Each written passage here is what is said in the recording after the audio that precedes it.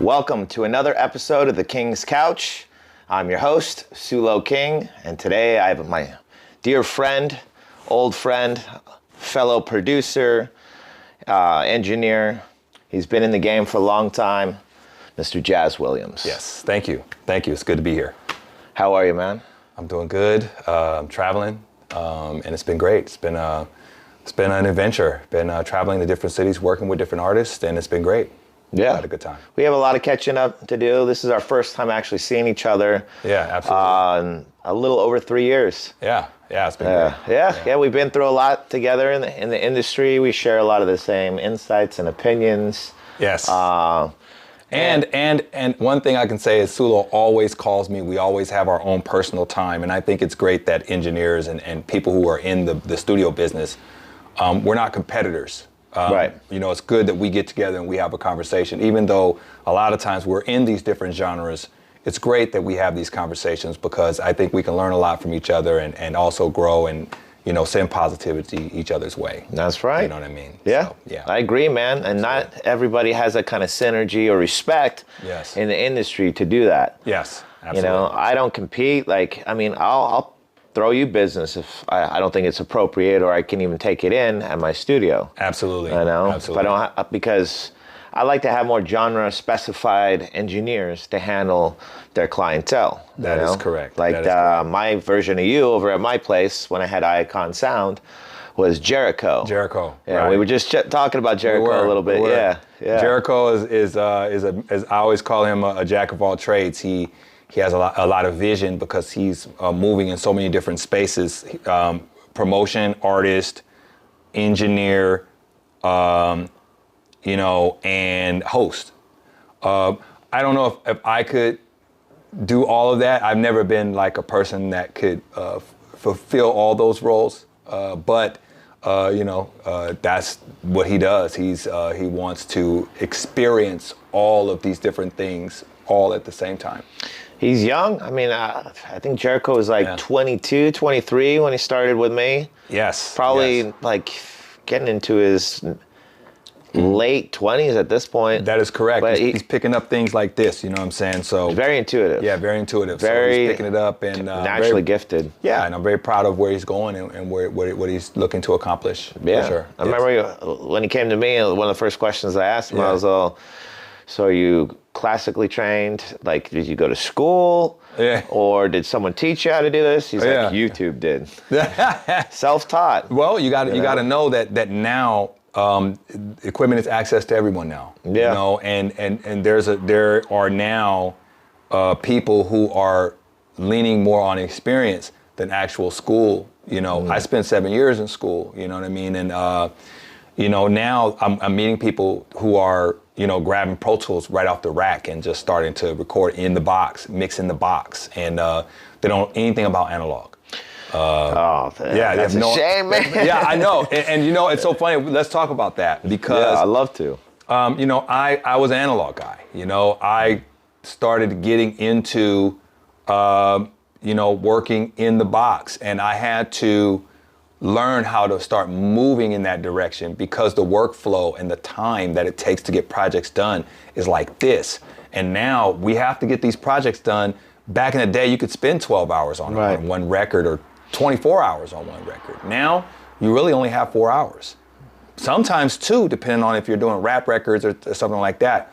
And you're spending most of your time pushing to convince an artist to spend more time on their records, which I'll talk about that in a minute. We'll get to that. We'll get to that. But so I've seen a lot of new engineers who are not even privy to, you know, starting from scratch, spending 2, 3, 4 days on a record because the budget does not constitute that. Right. If you think about it, like what's the budget? Like, back in the day, it would take $2,000 to make a great record. Yeah, back then you actually had to be very mindful of your budget. You did. Now everything's so hand-on. Think about like user-friendly. Yeah, think about like so there's an engineer that works at I forgot what the studio over there off of Ruffner. Mike Harris. I know you're talking about. Mike Harris, right? Yeah. Mike Harris has been doing this for 30 years, right? Wait, aren't we on Ruffner right now? We're on Oh, Ruffin. Ruffin. We're on Ruffin. Yeah, yeah. Ruffner is actually Kearney, off of right? Kearney Mason Yeah, that's Boulevard, right. right? That's right. Yeah. And so even with Signature Sound. Yeah. Dope studio. Mike Harris has been there for like 20, 30 years, right? And it's like, I'm curious to what Mike Harris is thinking about this new, he doesn't have to fight that fight. You know what I'm saying? But as I started working with new artists are like, man, just copy and paste the hook, man. I just need that. I need those plugins on there immediately, man. And I'll never forget this. I'll never forget the first day where I asked somebody to sing the hook 3 times.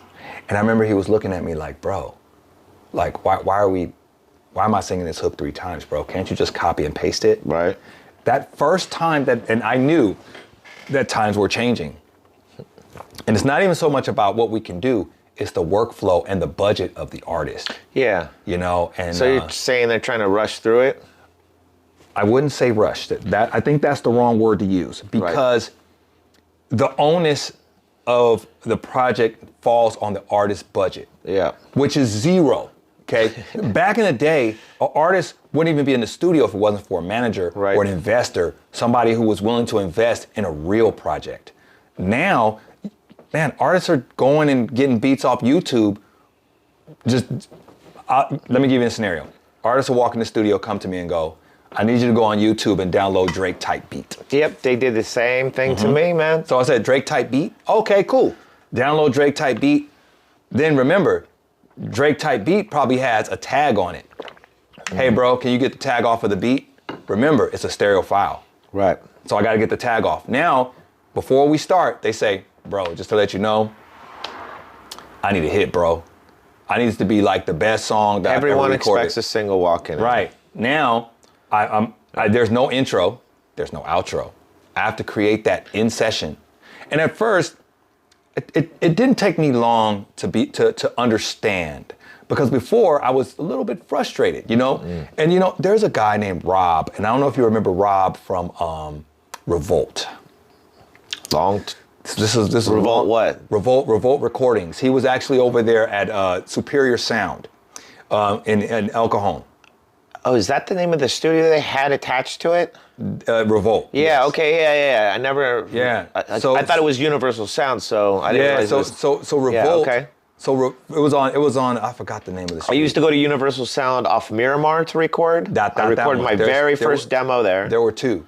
There was one there, and there was one in El Cajon. Okay, and then there's a rehearsal studio for Universal Sound still off Miramar. Right, but the Superior Sound was actually in El Cajon. And what I was going to tell you was Rob was having such a hard time understanding the idea of auto-tune and what it meant. Because he's old school like that. Yeah, and I remember he would call me and he'd be like, hey man, these guys are coming here with this auto-tune, man, and I just don't like it, man. This is just killing me, killing my spirit, And at first I didn't really understand his frustration, you know what I'm saying? But it really started to move him away from working with people, and eventually he really wasn't able to really work with artists anymore. Wow. He's no longer with us. He committed suicide. I didn't know that. That is correct. Wow. I want to mention Rob because Rob was one of the first dedicated engineers that I went to with my artists to record. And I realized the separation between him and the artists. Right. You know what I'm saying? He was getting frustrated because he was like, man, I just don't like this auto-tune space, and it was disconnecting him from the artists he was working with. And I watched him slowly disintegrate to where he was not able to really connect with his clientele. And it really drove him absolutely insane. And I'm mentioning this because all of us have to adapt, especially in my world, in this kind of R&B, urban, pop world, and artists come in and they need it now. This auto-tune, I had to master it. these plugins with all of these. The only thing that really kept me in it was that Waves went to all of these hardware companies and basically duplicated the algorithm for all of their hardware. Right. SSL, J37s, you know, this two-tech compressor. There's actually Well, that's what they're trying to do with everything, including the reason musical equipment these days. The reason why is because people don't have the budget or the time. Okay? And at first I didn't understand that, but I understand that as an engineer, I need to be able to adapt. And sometimes I go into these engineer studios and I see this big, massive studio. Yeah. And they're the only ones there. And it's hard for them to move Not all forward. about bells and whistles anymore. Well, we even learned that we had a third-party investor come Yeah. in who wanted to be a sound designer and start a sound designing company. Mm-hmm. The guy had total talent and skill, but ADHD as hell. I thought I had ADHD. Shit, Yeah. this boy, don't get me started on him. Yeah. But we came out right out the gate swinging, right? Yeah. And you know me, I'm like the Great Gatsby. I come in, hey, welcome to Icon Sound, where everyone's welcome. Like, who's not going to gravitate towards that? Right. Like, I wanted more of a collective. Yeah. And I wanted to create a studio, just like I did with the venues, where it's universal. Yeah. You know what I mean? That's why I reached out to you. We were acquaintances. Yes. But Yes. I wanted to get to know you. Yes. You know what I Yes. mean? I'm Yes. glad I did, because we've had a lot of fun, like, hanging out. We've had some great conversations. I almost said movie awards. Yeah. The San Diego Music Awards. Yes. That was a great night. That was a wonderful Over night. at Humphreys. Yes, great night. Yes. Dressing up like Bruce Leroy. In your Yeah. little Oh outfit. yeah, man, I was. Yeah. San Diego Music Awards. It's been. I remember City Beat was kind of involved at one point. Kevin Hellman from the City Beat is Right. still running it, because they still go back to him, even though It's, City Beat's gone. It's kind of a interesting thing for us, and I'm saying, so where I grew up is Southeast San Diego, the Southeast community, right? And you know, I think that there's a stereotype that a lot of people kind of label us as like rap producers and rap, rap engineers, right? And a lot of people don't really know until they actually sit down with me and see the work that I'm doing, right? Or if I don't have a dedicated band, they're going to immediately put me in the hip hop category. All they have to do is ask. It is, but You know? you got to understand. I realize that there is a stereotype and a separation that comes with that. So a lot of people that I do meet don't know that I'm educated. Right.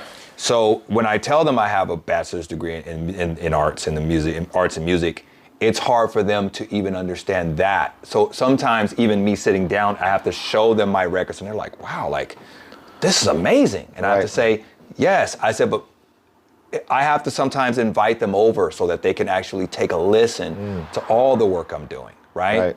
And only the people that have actually sat down with me understand and know what exactly is going on in a lot of the quote unquote urban studios in town.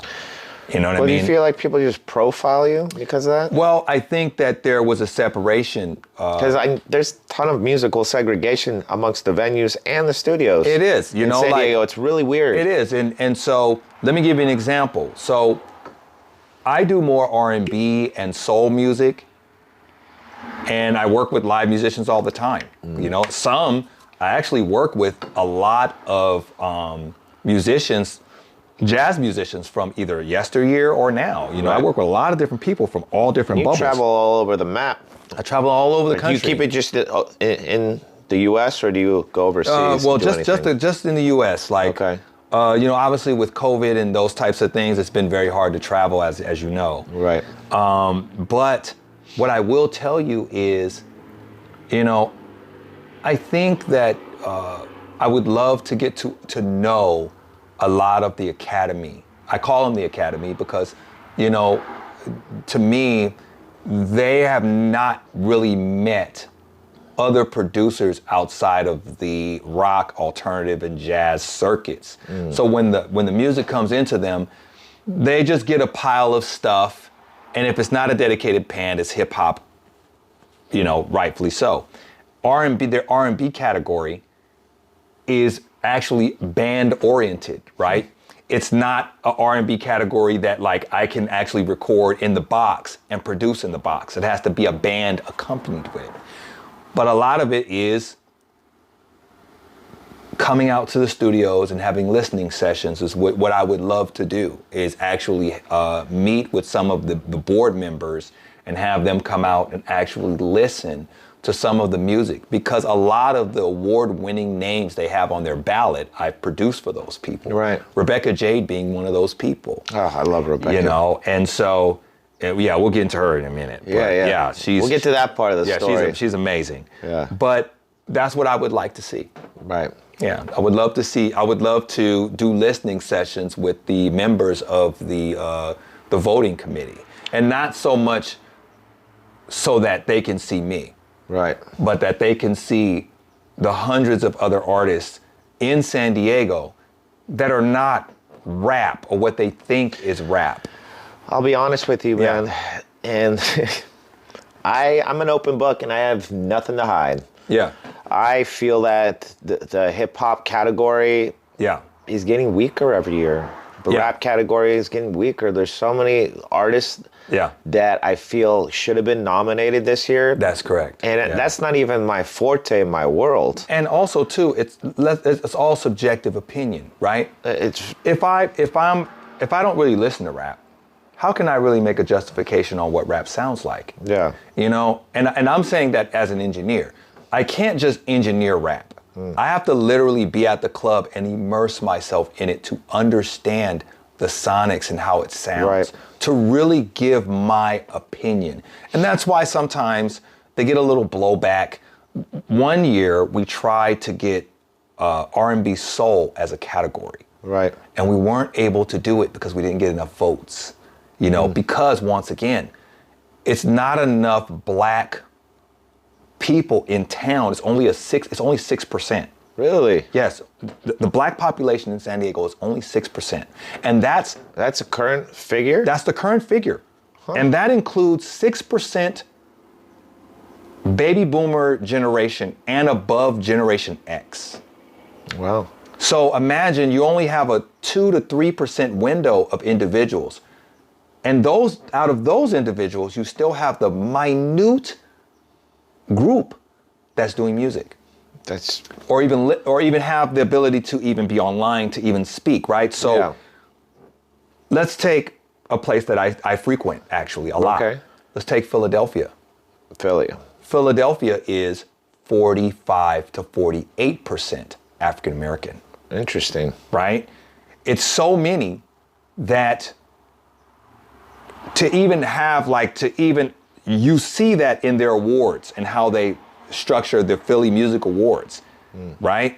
And you see a larger number. The demographic means a lot, right? So that's why it's so separated for us. We're the lowest demographic.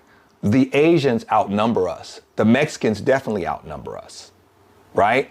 Demographically speaking, it's very hard for people to understand our language if they're not able to come and meet with us. There's so many different studios. When you say language, you mean studio language? I mean musical language. Yeah. It's like we're kind of, I wouldn't say outcast. I think outcast is the wrong word. I don't think you're outcast. I think you're underappreciated. Yeah. I think that's all it is. Like right now we're in a musical trends come in waves and we're in a weird funk. Like, I'll be honest. Great band took home the award that we were nominated for this year. Yeah. The San Diego Music Awards, for example. Yeah. I listened to them. I was all, they're indie. Yeah. Alternative. They're not at all. They're not an alternative band. Yeah. Why are they categorizing it as indie alternative? Because they don't have time. Time? They have what I mean by plenty of good people on the board. And what I mean by time. I know a lot of them have time. And what I mean by time, I need to make sure I'm clear on what time means. I gotta be clear on what time means, because time is what I mean by time is people are subjected to the time that they want to spend doing whatever they want to do. True. Okay. So let me give you an example. Your album comes out. Yeah. Their album comes out, right? I listen to your album, but I'm not I'm not educated on genres. Not educated on that, right? So if I hear an R&B soul singer, I'm going to put them in hip hop because I don't really see a band that wasn't done live. Right. So I'm going to put them over here. I listen to your stuff and I'm saying, okay, I'm going to put you in blues, man. Yeah. Not that I care, but right now I don't have the time to really sit and listen and really know or understand the nominations and understand what genres they need to occupy. Look, I'm with you 100% on that. Now, is it right? It's so spot on. But is it right? No,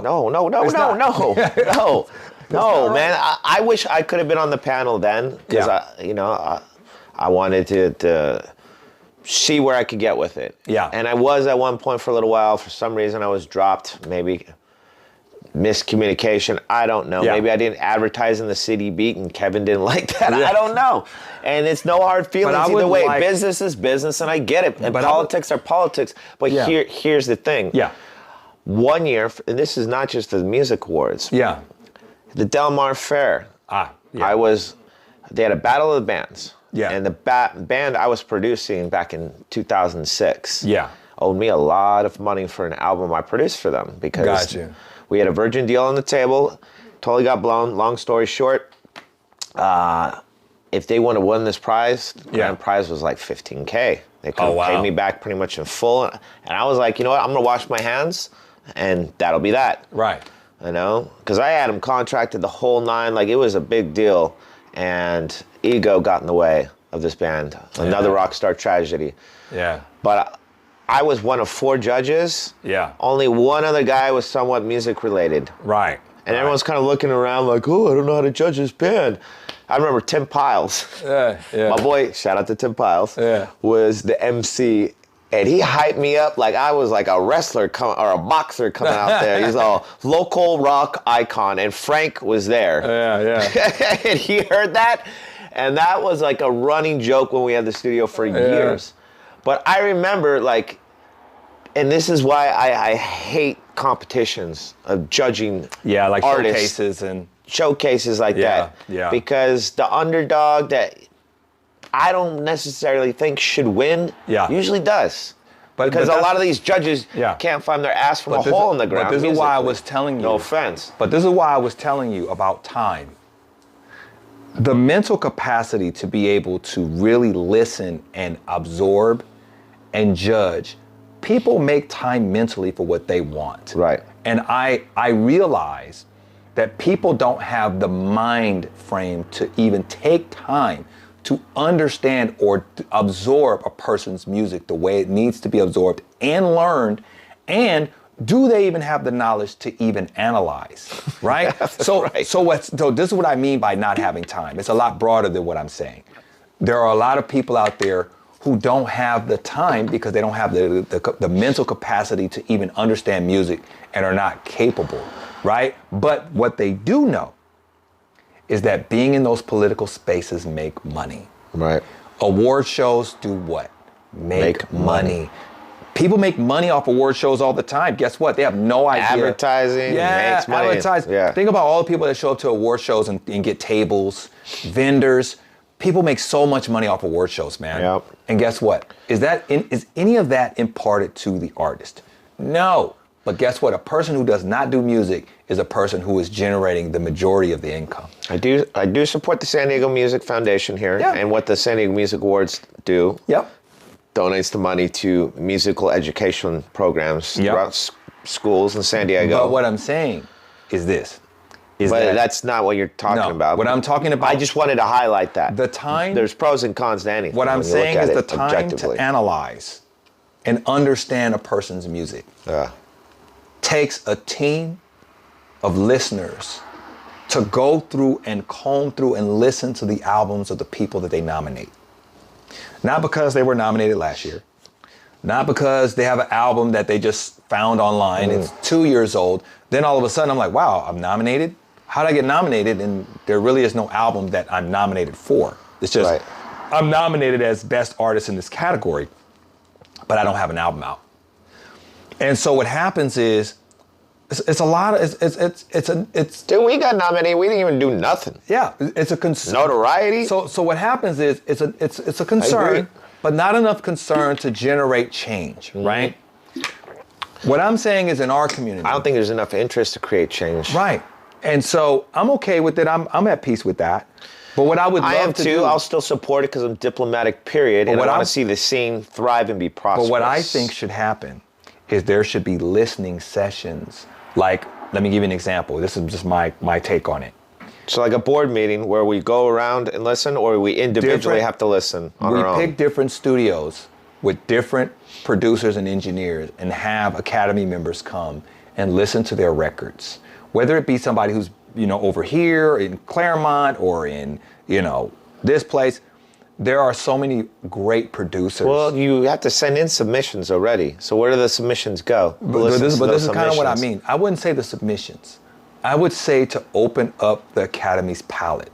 Let me give you an example. But why go to the studios? Well, because the studios is the best. I'm trying to understand your theory of how this plays into the studio. Because the reason Because is they can just listen to their stuff if it's streaming or from the artist they can listen directly. to it streaming, but the problem is that I'm not hearing the record in its best interpretation at 24-bit on these speakers.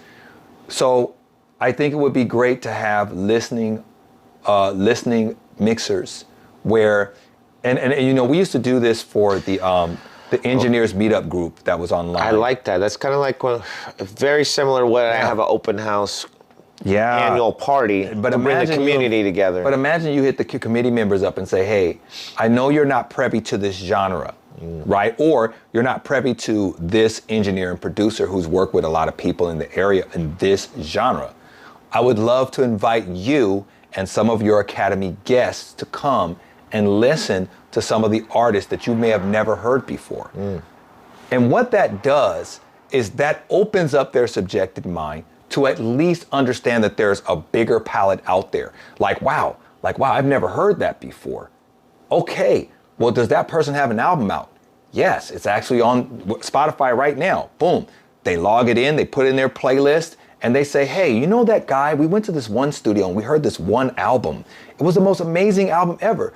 No, it wasn't, Signature Sound. It wasn't Studio West. It wasn't, these different studios, but it gave them an opportunity to hear the music and the albums in the magnitude that it needs to be heard. Right. And I think what happens is that I think we need to be more open with invitations. What happens is we're waiting for a show, a band to perform, because most of the people understand bands first. I realize that the Academy, the way that they vote based on bands first. And then hip hop is like put into this one category. Because I hate to say it, San Diego's more live band oriented than anything. It is, but that's such a small fraction of the records that are out there. Do you feel that the hip hop and rap community is still strong in San Diego? I feel that the black community and the music that we create, right, is a lot broader in scope, in genre, in the Southeast community than what the Academy thinks we do. I agree. Right? And so when we've had many listening sessions, right? Yeah. And I love listening sessions. Yeah. So I'm all for it. I miss listening stations at record stores, man. Yeah. So think about some of the songs I play you isn't exactly what you thought it would be, but I would love the Academy members to be able to have that same experience. Well, maybe I can make a suggestion to Kevin Hellman. I would love pass it along because you know what? Here's the thing with Kevin, I've noticed. And he did, I brought up why isn't there a punk category or a hard rock category? I don't know if there is anymore because they switched up categories so many times over the years. But he said, we've had so many suggestions, so many complaints. Like I can't make everybody happy, and I get that. But it's a subjective opinion if he has not been invited to a studio to hear a certain genre and the amount of artists that occupy that space. Let's sit and talk about that sometime and formulate a good plan. Absolutely. I do want to talk more about your career. So let's shift gears a little bit. Yes. San Diego Music Awards, we'll get to you and we'll see how this upcoming 2023 Music Awards is. I think they're going to announce the nominees sometime soon. I'm excited for that. I'm looking to see. Yeah, we'll have to go roll out, man. Absolutely. And relive old times. Absolutely. But this is the portion of the interview where, with all my guests, I got to do it, man. I got to go back to the beginning. Yes. I want to know, like, what your early roots were, like your early childhood inspirations. Like, yes. Did your father share records with you? Yes. Did you gravitate towards music on your own? Yes. Like, what are your early inspirations that got you to where you're at now? Let's start there. Okay. So, unbeknownst to a lot of people, 80s new wave, it really inspired me, man. That was, in my opinion, the genesis of my inspiration for doing music. That's Huey Lewis and the News, Thompson Twins, Pet Shop Boys, The Cure, Morrissey. Really? Sting, Phil Collins, Peter Gabriel, Paul Simon. Like, that really inspired me. I was really into cyberpunk when I was growing up, but I was into cyberpunk before it became cool. Right. So Tron. I have noticed that about you. Yeah. Oh, don't get me started on Tron. You see my Tron limited edition Adidas jacket. You can't find that on eBay. No, you can't. Can't even find that anywhere. So Tron was a foundation for me because I always wanted to look at what music could be. What's possible, and concepts, not necessarily genres, but concepts. Right. And when I heard Culture Club, that was the first time that I had really heard anything, of that magnitude. That was Boy George. Boy George, the singer? yeah. Right. Culture Club really changed my perception. Because before then it was like all 70s, and it's what my mom used to play at records. And, right. She would spin Maze and Earth, Wind and Fire, and you know what I mean? But once I got to the 80s, I realized that Europe was coming with so much better writing. Right. The writing and Sting, Sting, And what age category are you at right now? Between 11 and, between, I think, 6 and 12. Okay. Around 12, 13, around that time. And during those years, I was absorbing a lot of music. I remember my mom and my brother were looking at me like, what is wrong with this guy? You know what I'm saying? They're listening to like Run DMC and like, Cameo. I'm listening to, Sledgehammer. Yeah. I'm complete opposite. Yeah, like I'm so like in this like kind of, this kind of like in The Cure, Morrissey and like. Sounds like you were in your own world, man. I was, but it gave me a sense of the scale of what great writers do. And how are you hearing all these artists at that time? Well, back in the day. How did you get turned on to all these artists? Back in the day, because MTV came was out running rampant, but there was also video channels in Houston where I was living at the time, and I would watch those programs every single day, and I would stay in front of that too and get like sucked into all these videos, Aha, and like all these. Oh, nice. All these videos and. So the music videos. Yeah, the music video. And now it's kind of going back full circle. Now I feel like in order to release music, you can't just release an MP3 anymore. You got to have some visual stimulation, a music video, man. Yeah, and I saw the futuristic. Yeah. And back in the 80s was a time when people were looking toward the future. Everything was futuristic. Everything was like, laser glasses and 3D glasses. Everybody had on like these futuristic clothes. I love it, dude. It was just really Cyndi Lauper and like just new wave, dude. The new wave. Yeah, it was huge, so crazy, right? And such great bands, Oingo Boingo. Yeah. Oh man, God, man. Like So to me, The Cars, another good one. Yeah. That gave me a sense of scale, writing wise. Right. I didn't really get into R&B and hip hop until Teddy Riley and Guy. Really? When I first heard Teddy Riley, like that was the first game time. changer or what? And why do you feel like that is what changed your outlook on getting into hip hop and rap? Because I wasn't interested in rap. I was interested to see what creative things could be done with sampling. And Teddy was the first person that I heard that was able to take sampling and musicianship and combine it. And that was far out to me, man. I'd never heard anything like that before. And when I heard, Who do you feel like that he was a precursor to? when you say precursor, what do you mean? I'm talking about like that was a game changer to you, but Yes. now it's more commonplace with sampling. Like It is. Who do you think really defined sampling in music, in your opinion? Stevie Wonder, and not just him, but Herbie Hancock. These were two people that before, those were two people, but I used to listen to their music and go, wow, like this is a little, I don't know if I can count, the time signatures and things that at the time, but I always felt that their music was like far out, and I didn't really understand a lot of it. I've never really thought about who was the first person to start sampling music. Yeah, you think about other Stevie artists, Wonder, but because everyone started hating P. Diddy or Puff Daddy, whatever his name is. Yeah, that came later. Now, but I wanted to because see, he was doing it too much. Yeah, and yeah, losing but- his original flair with that. But even with P, even with P. Diddy, yeah. P. Diddy in my mind was not. He was more of an interpolator. He would take a full sample of someone's music and get other producers to reproduce it in its entirety the way it was recorded. Right. But he did put his own spin and create his own. A little bit. But when you look at certain producers, Somewhat. right? I'm talking about certain urban producers. Teddy Riley was the first person that I ever seen take a sample, and I'll never forget this. And what is Ted Riley notable for? Teddy Riley is notable for Bobby Brown, Jane Child, which is probably a little bit before.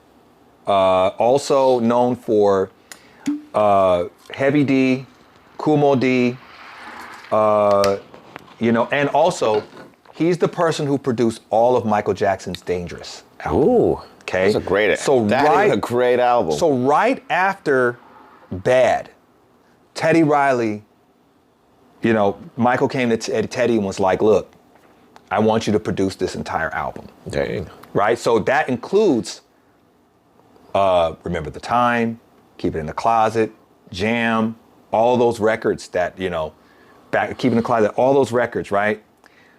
And when I heard Dangerous, when I heard Teddy work on that album, it solidified his place for me. Also Keith Sweat, just so many artists back in those days. Keith Sweat. Yeah, man. He worked with so many artists. And these were, for me, it was a generational inspiration for me. And that's when I decided that I wanted to get involved. Before, I was a listener. And I wasn't even a listener in R&B genre at the time.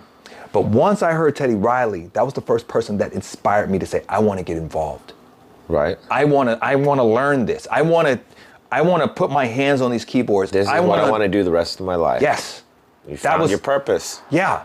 Like I listened to him and like that changed my life. Like that really that made me realize how amazing what R&B could be. I wasn't interested because I didn't feel that R&B or hip hop could be anything other than what people could do one-dimensionally speaking. Right. Right? And even to this day, I see a lot of one-dimensional things.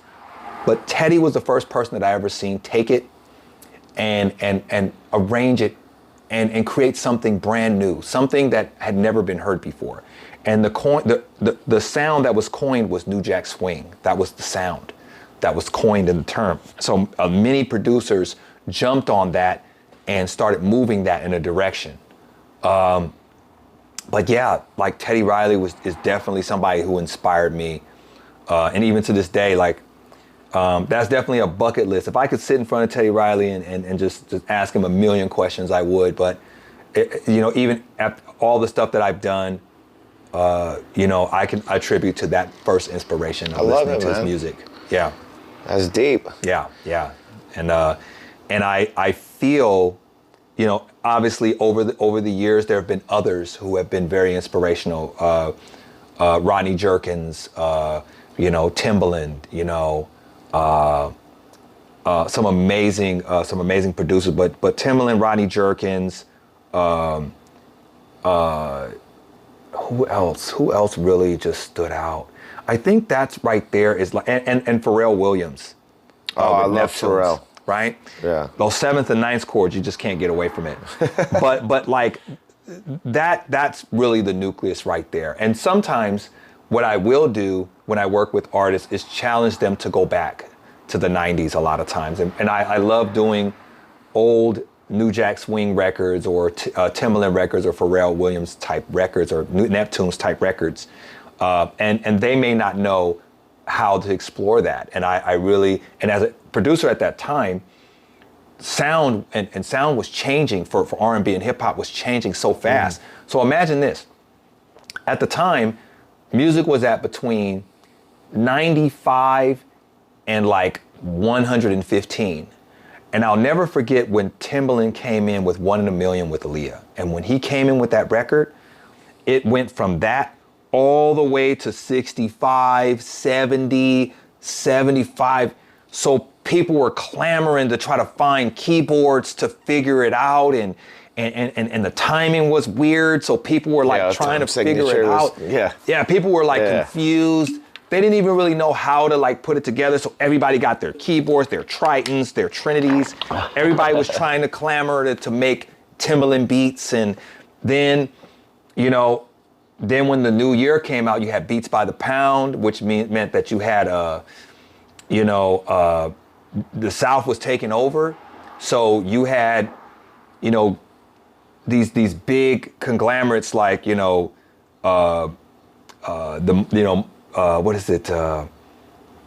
Master P and his group and all their music. So then when Master P came, you had Beats by the Pound. Now we're in 80, 85 tempo. So everybody had to clamor to try to find these sounds. Back then there was no internet. So you had to try to figure out how to do it in its infancy stages. So I had to go through all these different changes. But Teddy Riley, for me, was like the first real thing. So once I started producing that, I got into R&B groups really heavy. Boyz II Men. Oh yeah. Boyz II Men, Jodeci, Silk, 112, Cisco and Drew Hill, all these groups were out at the time. What about New Edition? New Edition was the prototype. That was, for us, I don't think that any group in the history of R&B could ever be as powerful as New Edition. And I don't think a lot of people understand how powerful they were. Because if you think about it, think about who New Edition had at the time. Yeah. New Edition had Bobby Brown. New Edition had Johnny Gill. New Edition had Belle Biv DeVoe. Okay? New Edition had Ralph Tresvant. All talented, every single one of them. And then, think about it like this. Yeah. Then let's take Mike Bivins out of that equation, and you put him in his own category with Biv 10 Records. That's Boyz II Men, and a whole slew of other groups, but mainly Boyz II Men came out of that tree. Did you see, I think like BET put it out as a mini-series about New Edition? I saw it, yeah. I learned so much about that group. I had no idea. Yeah. Always, it just goes to show you, like, everyone's got a story to tell. They do. And that's the motto of this podcast show. Yeah. I mention that a lot. Yeah. In every episode of the show, I never judge a book by its cover. Yeah. I never profile anybody. Yeah. Especially when I have my studio, I connected with a lot of the homeless people in the area, the ones that were at least sane to talk to, for example. That's why I'm very into giving back with the toy drive that I do now. I did care package deliveries. I miss Icons, man. Icon was, oh man. That's how I met you. I mean, I'm gonna tell you what happened. So I don't know how I was sitting in there and why, but I remember I didn't know what you did, but I remember the first thing you did was you came and sat down to me and you said, "Hey man, how's everything going? My name's Sulo. How you doing?" And I didn't know who you were. Is that how we originally met? We met at my studio? That is correct, at Icons. What were you doing there? I honestly don't remember. I was there with someone else. I think somebody had invited me to come to listen to a session, or I think it might have been Frank. Oh. It might have been Frank. I'm not sure. But that's when I met you for the first time. Yeah, that's how I am. I'm very polite. Came in, you came myself. in. Yeah, I said, yeah, this guy, and I couldn't see you with your hat on. I just couldn't see your eyes. It just came and sat down. You had one of the few times I wore a hat. it's like, yeah, man, what's going on, Sulo, man? It's good to meet you. So what do you do? It's great. It's wonderful. Yeah, man, we need to connect, man. Let's exchange numbers, dude. I'm not a weird guy, dude. Just call me up. Let's bond, man. Let's get together. I am a little weird. Yeah, no, but whenever you call me, I always pick up because one thing I have to say is brotherhood, man, and love. Yeah, I connected with you the second I met you, man. I just felt that good energy and vibe. I think that bro. we engineers have this thing where we feel like we have to compete. Studios have to compete. There's so much money to eat right now. I get frustrated when I see engineers trying to be, well, this is my team.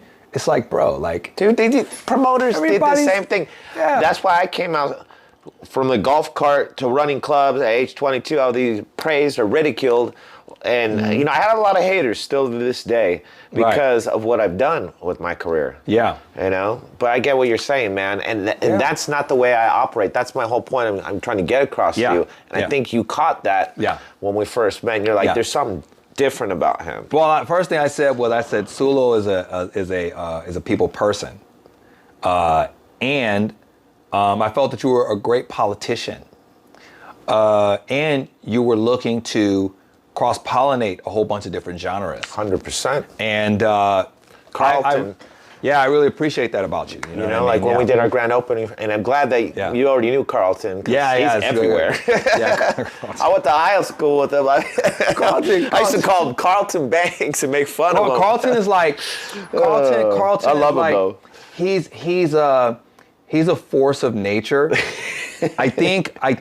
He really is. Well, so this is okay. So sometimes we need initiators. Okay, we need people who can go out and make the initial connection. Yeah. I'm not sure about him trying to close, but him making the initial connection, he is great at that. I don't know. He's like the best person for sales because he understands how to grab somebody and connect with them immediately. I'll show you a perfect example of Carlton. I'm gonna walk out of the shop for a second. Yeah. This is Carlton right here. Yeah. All right. Here we go. Yeah. Hey, how's it going? My name's, Carlton. Nice to meet you. It's a random person, or I'd be like, hey, Sulo, hey, how's it going? And hey, this is Jazz. By the way, you guys should definitely connect and definitely meet. You guys can do a lot of radical stuff, and it won't even be about like why he invited you there. Yeah, because he's running around from person to person. This is what I was saying about. But he all brings us together regardless. But this is what I always say about not having time, right? Yeah. Because he'll be like, Sulo Jazz Sulo, I'm out. Yeah, that's what he does. I was getting to that. I was alluding to that. Yeah. And then he'd be like, I got another meeting. Yeah. I got to get to right now. And, or I got a gig. Like, yeah. So I'll be looking at a person. I'll be like, yeah, man. At first, it's kind of awkward. It is. It is. Like one time, that's how I met my buddy Dane. He goes by Dane Sweet Tooth.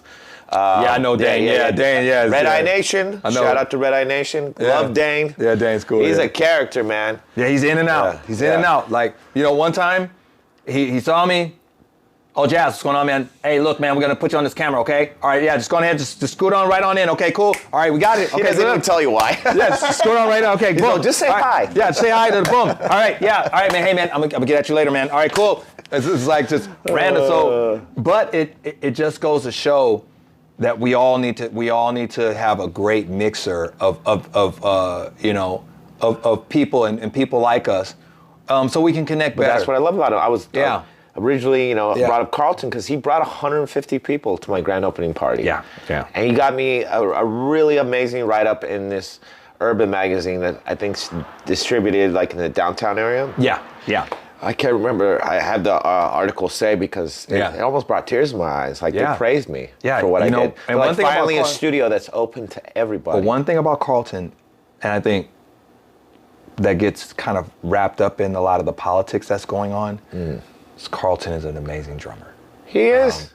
You know, he had the rudiments down when we were like man. 15, 16 years old. I was like, that guy's going to be somebody. And Carlton is an amazing drummer. I mean, aside from all this, you know, everybody needs to know how amazing of a drummer he is. I really, I've seen him perform. I understand he's a great person. So there are certain people like Kendrick Dial is another guy, Right. That I just feel like he's such an amazing. And this is going into people that in San Diego that really amaze me in terms of their talent. Oh, that's you got another hour to kill. No, but just a few. Because we could talk about that all night long. Yeah, but I will tell you that you know, Kendrick Dial, he's such a unique individual because he's somebody who does poetry, but he understands how to count. Right. Right? I've never heard anybody doing poetry that understands how to count. Where he'll be on stage talking and he understands the 16. He understands when the band is supposed to come in for the stanza. Like he's ready to count. Man, that's like some spoken word shit right there. Yeah, he does spoken word, but he's able to do it with a band. I've never seen him, and he's able to do it. Really? Like, yeah. Not like a crooner, but like, no, really? He does spoken word, and it doesn't even have to be his band. He can basically look at the band, he can conduct a band and talk the whole time in his poetry, in his spoken word, and know when it's time for the band to play the stanza. A lot of times, you have a person who does poetry who does not know how to communicate with the band. Yeah? And he is... Or you have a frontman in general that does not how to know... But most to conduct or communicate with the band. But most poets don't know how to do that. They just get in front of a mic and just go. He understands how to look at the band. Well, that's an artist. That's the difference between a poet and an artist. I mean, the poets are artists in a nutshell. Yeah. But like, so let's talk about what do you want to talk about? Let's talk about Rebecca J. Okay. We got to talk about Rebecca J. Let's talk about Rebecca J. Hands down, my favorite female singer in San Diego. She can sing any genre of music. I've been wanting to produce her for a rock project. We've talked about this for years. We're talking about that. So love you, Rebecca. If you watch this, we love you. So let's get into that. Yeah. So I'm not Rebecca's spokesperson. Rebecca's gonna speak for herself. Okay. But I will say this about Rebecca and what she's doing. Rebecca is thinking moons ahead of what we think, and a lot of times, she's on another frequency than us. Well, she's thinking about her future self. So a lot of times, my scale of what I think about as far as a project is minuscule in comparison to how she thinks. So doing a project in the box where we're just making a record here and there is fine. But she's looking at a show, an album release, a tour. All of these things are important to the evolution of what she's doing. And I've seen it happen with this new album that she has out. So, by the way, she has a new album out called A Shade of Jade. If you guys go get it. I'm not even producing it, by the way. This guy, Harel Corsair, I think that's his name. And he's such an amazing keyboard player. He's the person who's in charge of the musical direction for the project. And then I also see him on stage at the actual album release show with the band playing. And I realized the magnitude of what she's trying to accomplish as an artist. And, you know, so I talked to her before about how I am so appreciative of the times that we spent in the studio working on just these individual ideas that I had, which were really far out and kind of, you know, futuristic in nature. Sometimes I was like, I hope she's not gonna look at me too weird. But she was willing to sit and really go based on my ideas and really jump into it, man. And I appreciate the time that we spent. We actually have an album out right now that we did in conjunction with Pacific Records called Is she signed to Pages Pacific? of Life. No.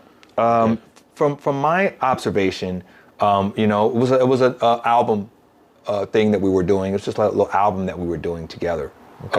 Called Pages of Life. You guys have done so many different collaborations. How many years have you been working with her for now? I still, almost 10, 15 years now. And multiple genres too. Yeah, but a lot of the records that we produced are not out.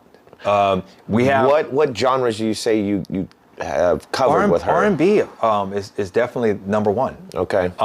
But what I wanted to add is a touch of neo soul and a touch of futurism and a touch of concept to every song that we worked on. I always wanted it to be a tour de force. And I was talking to somebody about... Well, that's why I want to co-produce a song with you and her, see what our minds can come up with and drum up with. That's our project for 2023. Yes, and like I said, I'm looking forward to that.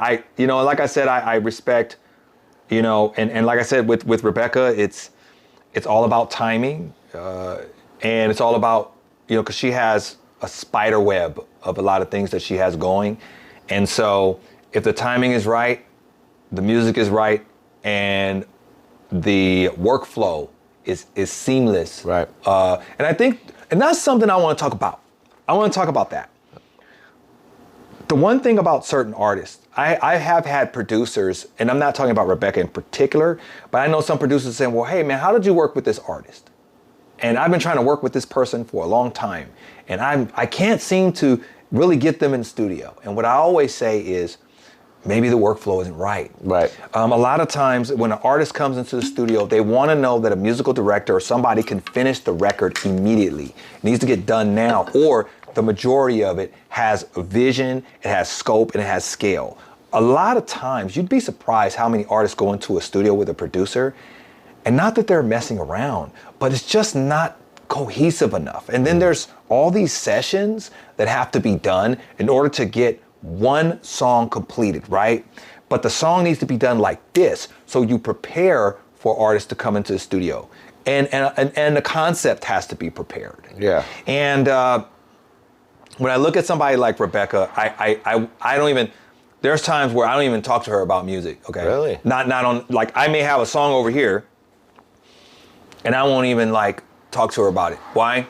Because it needs to be at a scale that's going to move in a direction that I feel that she can use it and move, right? So sometimes we have our concepts for our own selfish desires, but sometimes we're not considering the artist that has to live with this record, right? We may look at their political whatevers and look at what they have going on in the industry, but we're not looking at whether they like the record. Two, we're not looking at the workflow. Does the artist have to come in and dedicate all this time, especially when the artist is on tour? A lot of times we don't think about that. Right. Because we're thinking about our own, like, I just want to get this artist on my song. it's just, we have our own selfish goals, right? And so for somebody like Rebecca... I wouldn't say it's selfish in that sense. It's just... Now, Sulo, I'm going to have to stop you there. When you have an idea, right, as a producer, it's an idea though. But you look at it doesn't necessarily have to be but you look at an artist, right? Yeah. The first thing you say is, I just gotta have this artist on my record, right? Now the artist has no idea. You may not even have an idea how it's gonna go down, right? But the artist may not even know how much you want them on, right? And I'm not saying just her, I'm saying just artists in general. And you never know how it's gonna pan out until you get the artist in the studio with you. True. And then you're like, shit, man, like, this was more of a... Well, trial and error. It doesn't always work out in your favor. But a lot of artists don't have time for trial and error, right? Trial and error is a gamble on what we think should work. But we've wasted the artist's time because the artist may not have been interested in working with us, but we pull them into our world. They waste time for a song or a record that does not work. Right? Now we've gambled on their time. I have learned over the years that there are so many artists that I would love to work with, right? But it has to be the right season. It has to be the right time. It has to be the right workflow for the artist. And I've learned that through my own selfish mistakes, because I wanted this record to happen, not the artist. I wanted it to happen for my own selfish desires, and I can admit that. Because you know how it is. You'll spend most of your career working with clients, and most of those clients are coming in because they're paying you to do something for them.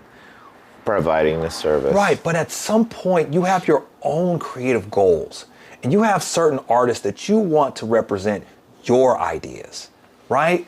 And it can be selfish because now you're like, I don't really see anybody but this artist because I don't know anybody who has the chops to cover it, right? Well, that's just you being a talent scout and being like, what if? Yeah, yeah. But that's how artists and hits are discovered. But it man. has, but in this generation, But- as I said, there's no time. I get it. There's no time. So let me give you an example, right? If I call Rebecca right now, Right. I'm thinking of 1,000,001 things when I call Rebecca first. I'm not thinking about myself. I'm thinking about first, what is she doing at this time as an artist? Okay, she's on tour with Dave Koz right now, right? She's always up to Right, something. she's on tour, Yeah. right? Okay, so she won't be back for a month. When she does get back, what is her schedule? Right? True. Oh, right. She's not really available, right? I can keep calling and blowing up her phone to try to get her to show up. And lo and behold, eventually she'll give me a call and say, hey, Jazz, what's going on with you? Hey, what's up? It may be 2-3 years down the line. But she'll call me and say, hey, I got an idea or a project, or I need your help with something. I just wanted to get your opinion. But that's the right moment for artists. And I've had to learn over the years that when the season comes, organically, things will move into alignment. Yeah. It Well, does. the stars are meant to align, they will. You'd be surprised at how many projects I worked on, even with Rebecca. Like, we didn't plan a lot of the stuff, but the timing of it was so on point. Just so happened I happened to be in town. I mean, one time we did a podcast one time. I just happened to be, my flight was there, and her flight was there. I remember one time we met in Philadelphia one time. She was at a show with Sheila E. I just happened to be in Philadelphia at the time. We met up. A lot of things happen in their due season and time. A lot of moving parts. Yeah. So many, and a lot of times I can think about so many selfish things I want in terms of songs with different artists, but I also look at the organicness of the industry and how it all kind of works together. And when you allow it to happen in its season, you'd be surprised. One day, we'll all be sitting in the studio and laughing and saying, man, how is this happening? We talked about this a couple of years ago. Yeah, man. Or 20 years ago. And organically it happens. But what I always say, I like that.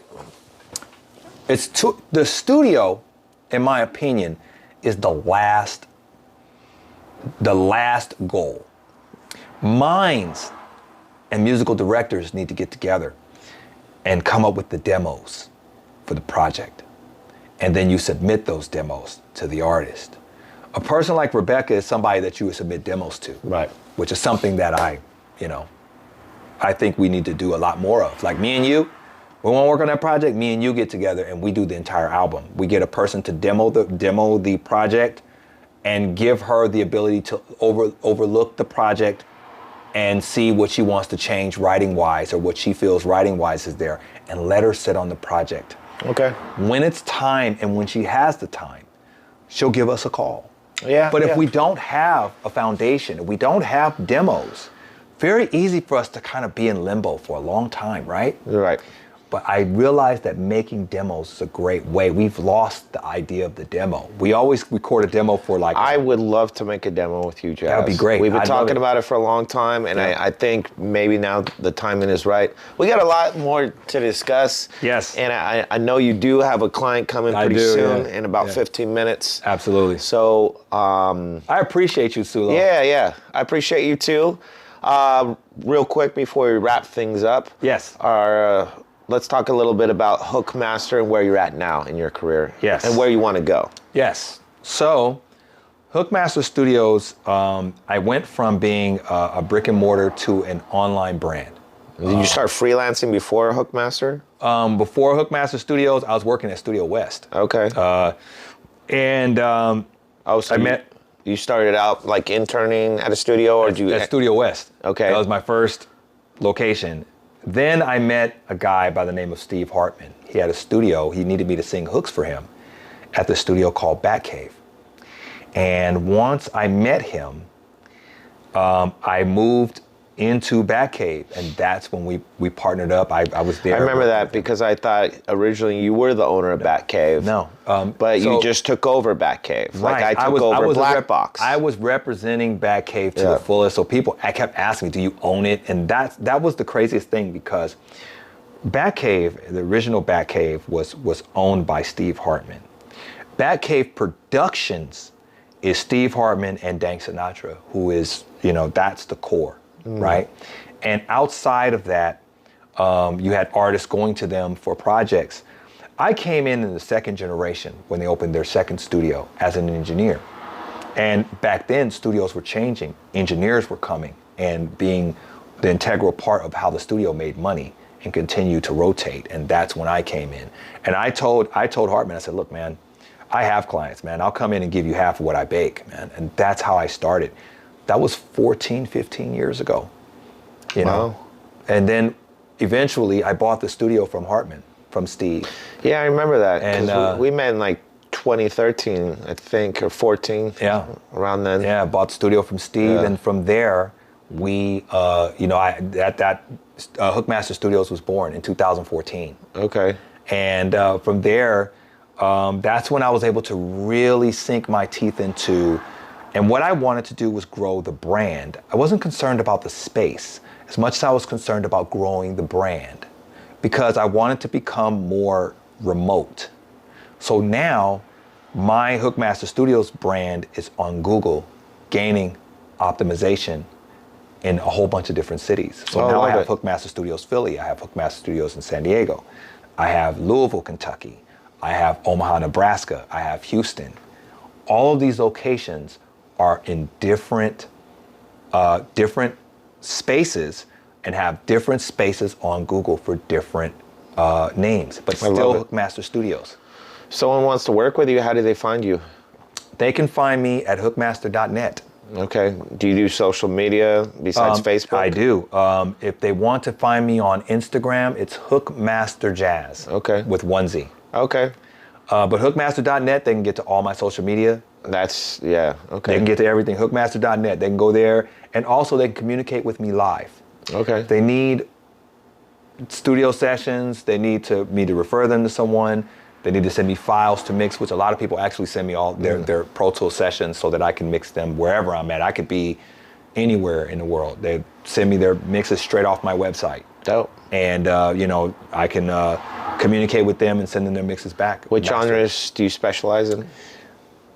I always say anything urban. So that includes R&B, pop, hip hop, reggae, any of these genres that exist inside of urban space. Okay. And that's still not limited to me because I've been engineering for 20 years. So sometimes people send me rock records to mix. Sometimes people send me all types of things to mix. So, like if a live band wanted to come record with you, could you take on a project like that? Yes. Okay. Yes, but that's the interesting thing. For me, I want to be able to musically direct a live band. Because a lot of times I'll come in and the live band. Okay, Quincy. Yeah, I want to do it because what happens a lot of times is I'll come in with a band and the musicians won't show. You know how it is sometimes. Man, it's like, what, Preaching to the choir, bro. Yeah, so what, sometimes, you'll have two guys dedicated and another two guys who don't show up. So I like to record separate parts at a time. I've had bands break up in the studio. Yeah, man. So sometimes I like to record them separate. Frank, but I like to record them separate because a lot of times what happens is I just want the rhythm section first. If I can get a rhythm section in there, especially a drummer, I want to record them. I want to record everybody separate, get all the parts and the music together. I want to do all of that first and find out where we are. Because a lot of times what happens with bands, either two things are going to happen. You're going to do an album where, you have everybody kind of get together, or you have the band rehearse for a couple of days. Right. And then come in and do full sets, and then you have all this. You have 3 songs all on one Pro Tool session, and then somebody has to slice those up and put. And I'm not that guy, man. Yeah. I want to have different sessions. Well, everyone likes to work differently. I do. I like to definitely have your own niche. And I want a band that's going to be open to recording separate instead of together. And then, because what happens when you record together is I just have mega mesh, and I've done that where I've had just all these tracks, and then all of them are bleeding into each other, and then I have to do noise cancellation on like a million tracks. Right. I don't want to ever have to do that, you know? So yeah, but I'm totally open to it. Okay. Yeah, Cool. definitely open to it, and people would be surprised at what I can create in the box for them. Right on. Well, we'll have all your links up on your episode. Absolutely. And you know, it's amazing to see that you're still in the game. Yeah, it's been 20 plus. You're a survivor. I'm a survivor, but navigated through the storm like we all but did you know what in the last 3 years. But you know what? This is what I always say about music. When the storm is coming, you travel somewhere else where it's sunny.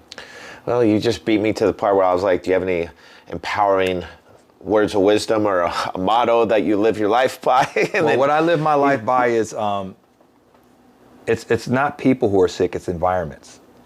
A lot of times we're stuck in the same environment. Sometimes studios can be our own prison. Yeah. Right?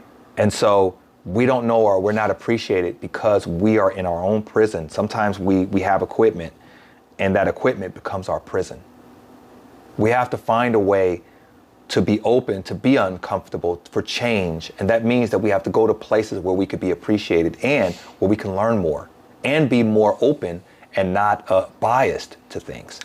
My mindset, right? Completely, man. Right. So so definitely, that's definitely something. You know, I think a lot of people in San Diego, sometimes they're frustrated, bitter, depressed. A lot of things musically, they feel like things aren't moving, but a lot of that is environment based. True. Not them. But once they get out of San Diego and experience what it means to be appreciated, they can come back to San Diego and they can live in abundance and not scarcity. Right. Right? I love it, man. Yeah, I agree. Yeah. Absolutely. Yeah. Any last minute advice for up and coming engineers, people that want to do what you do? What would you tell them in this day and age? Engineers are never hired. You come with a list of clients. When you get out of school, you got to realize that no studio is going to hire you. What about people that don't want to go to school? Self-taught. We're in that era too. Once again, yeah. We don't hire. You come with a clientele base. Do you know an engineer and a barber are identical to each other? We live a parallel life. As far as our business principles? Well, just in terms of the nature of what we do. Gotcha. Because a barber and an engineer, some barbers are not licensed. Some engineers are not licensed. A barber goes into a barber shop and pays booth rent to a chair. And he's only as good, and his clientele base is only as good as two things: his ability to cut and his ability to communicate. That's true. Right? I never looked at it from that perspective before. And guess what? You split costs with what? The barbershop. And you're only as good as your card. You're going to have to go out and you're going to have to solicit your talent to people who need your services. You know, Word of mouth, man. Yeah, that's why it's always a barber been will come to you and go, the best "Hey man, form of marketing who cut for you up, us." man? Yeah, who cut you up? Oh yeah, so and so down the street. Hey man, here's my card, man. You ever want a good shape up, man? Give me a call, right? It's no different than an engineer. Engineer says, man, who did your mix, man? It's cool. Hey man, here's my card, man. If you ever need a premium mix, give me a call. Oh, by the way, that reminds me, I got to give you my new card. That's what's up. But that's, before I forget. That's the thing, man. That's the you know, that's the running thing, man. So when you ever think about an engineer, always think about a barber, because engineers and barbers, we share the same road. And I've always wanted engineers and barbers to occupy the same mixer space because we both share the same journey. We both do. Right. Yeah. That was awesome. Yeah. Well, you heard it from the man. Jazz, any last parting words before we wrap this up? Hey man, you guys take care. You know, listen to this guy Sulo over here. Great guy. See you next time. That wraps up another episode of The King's Couch. I'm your host, Sulo King, and we will see you guys next time. Peace. Peace.